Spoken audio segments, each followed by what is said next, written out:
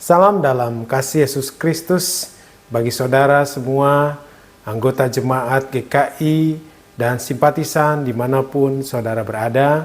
Senang sekali saya Pendeta Suryaman, Pendeta GKI dengan basis pelayanan di GKI Banjar, Jawa Barat, dapat menemani saudara dalam perenungan firman pada hari ini. Renungan firman Tuhan pada hari ini berjudul Semakin Mudah Semakin Giat. Mari kita berdoa bersama-sama. Kami mengucap syukur Tuhan jikalau Tuhan masih terus memelihara kami, masih terus memberikan kami kesempatan, bahkan memberikan kami kehidupan. Tuhan, sejenak kami akan bersama-sama merenungkan firman-Mu, pimpin kami dengan kuasa Roh Kudus-Mu, sehingga firman yang kami renungkan dapat kami terapkan dalam kehidupan kami sehari-hari. Di dalam nama Tuhan Yesus Kristus kami berdoa. Amin. Saudara yang dikasihi Tuhan, pembacaan firman diambil dari Injil Matius pasal 28 ayat 19 sampai dengan ayat 20. Injil Matius pasal 28 ayat 19 sampai 20 berbunyi demikian. Karena itu, pergilah, jadikanlah semua bangsa muridku, dan baptislah mereka dalam nama Bapa dan Anak dan Roh Kudus, dan ajarlah mereka melakukan segala sesuatu yang telah kuperintahkan kepadamu. Dan ketahuilah, aku menyertai kamu senantiasa sampai kepada akhir zaman. Saudara yang dikasihi Tuhan, pernahkah saudara mendengar peringatan Hari Bakti Postel? Mungkin sebagian dari kita pernah mendengar atau bahkan baru mendengar peringatan Hari Bakti Pos dan Telekomunikasi atau Postel.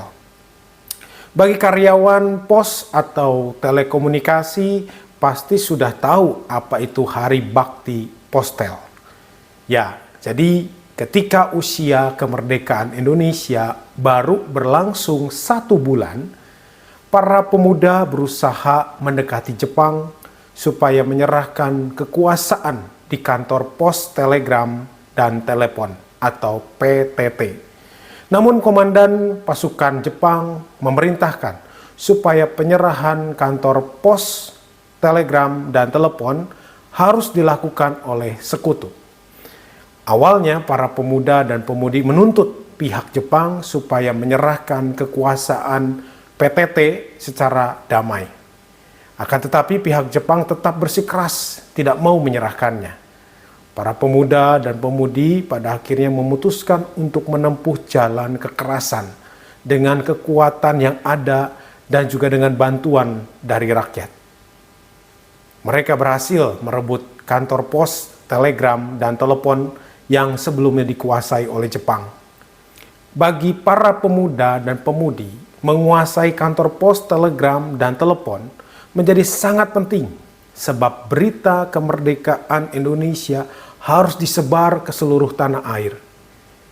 Harapannya, semangat kemerdekaan dapat menggelora di penjuru negeri, serta membangkitkan semangat rakyat Indonesia agar mereka bisa mempertahankan kemerdekaan Indonesia. Sebaliknya, bagi pihak Jepang dan sekutu, berita kemerdekaan Indonesia yang baru sebulan itu tidak boleh disebar.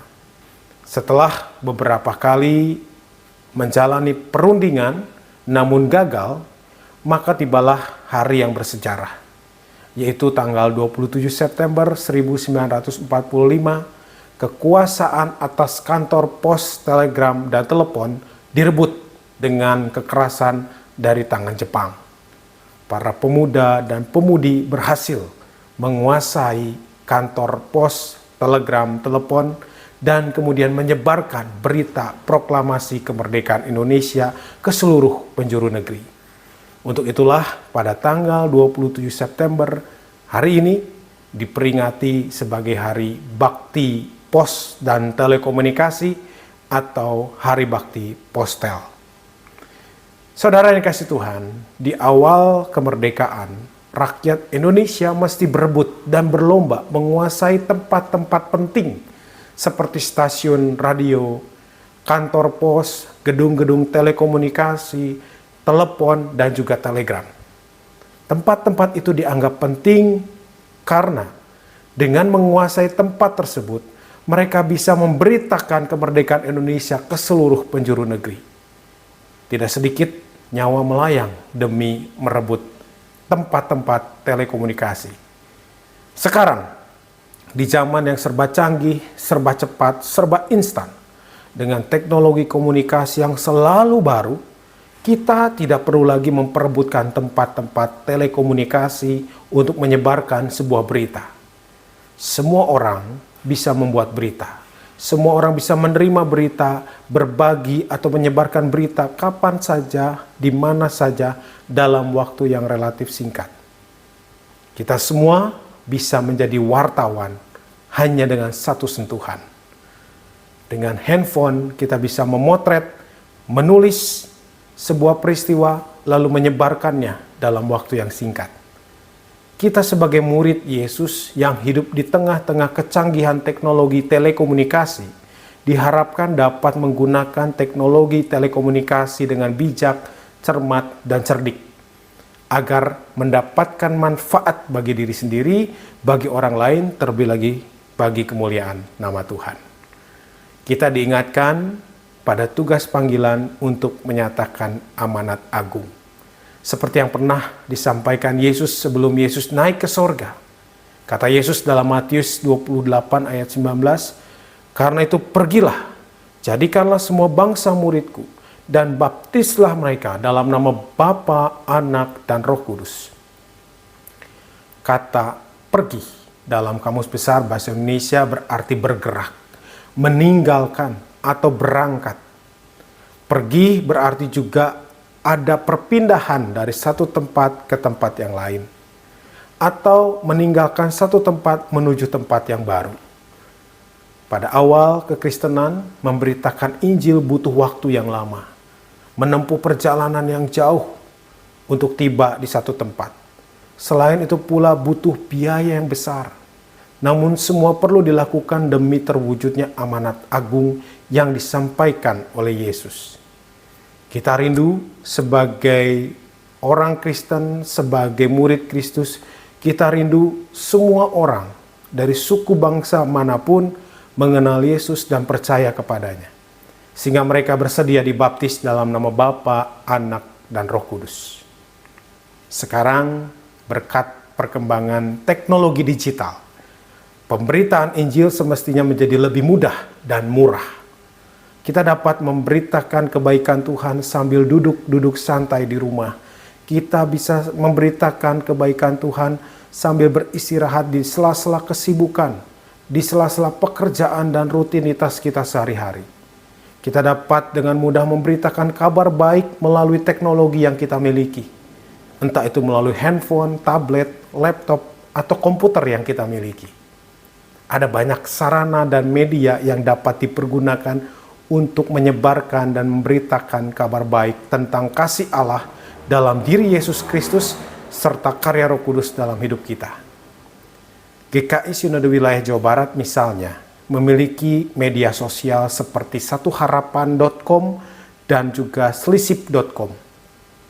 Melalui media online itu kita dapat mengirimkan tulisan-tulisan yang inspiratif, yang edukatif dan juga informatif tentang kasih Allah pada dunia.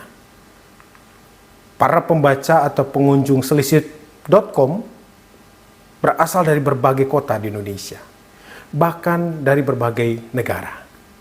Pembaca atau pengunjung selisip.com juga mayoritas berasal dari kalangan muda, keluarga muda, dan kebanyakan kaum perempuan. Para pembaca media online seperti selisip.com merupakan sasaran dari amanat agung yang Yesus tugaskan kepada kita sebagai muridnya. Teknologi telah memberikan kemudahan.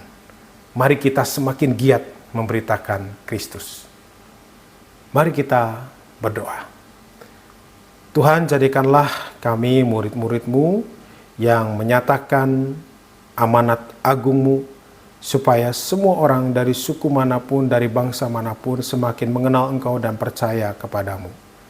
Biarlah melalui setiap teknologi yang kami miliki, kami semakin giat untuk memberitakan Kristus di tengah-tengah hidup kami. Amin. Tuhan Yesus memberkati kita semua.